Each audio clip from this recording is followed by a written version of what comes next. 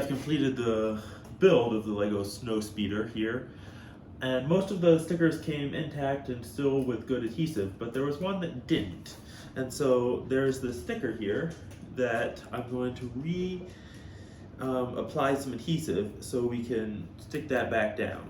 So first step is I'm just going to lay this out on my little board here so I don't get adhesive everywhere, and then I'm going to use this Super 77 adhesive and we'll just spray this on to the sticker here, and then we can reapply that sticker to the brick.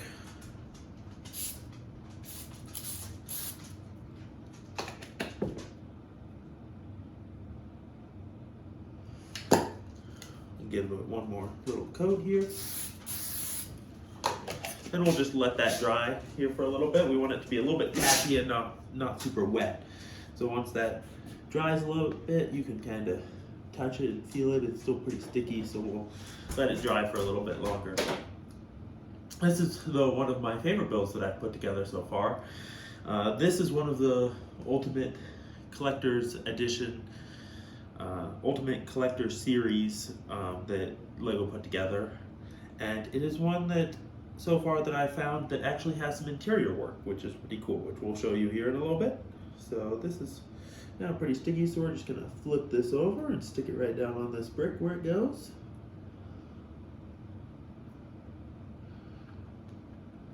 And that is much stickier now. We'll just apply some pressure here for a little bit and then snap it back on the set and we'll be good to go.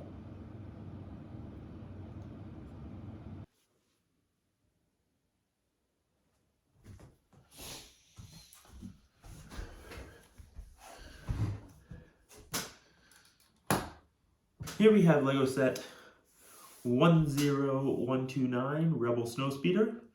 It was released in 2003 as part of the Ultimate Collector series. The set contains 1,457 pieces and is a bit over 16 inches long once completed.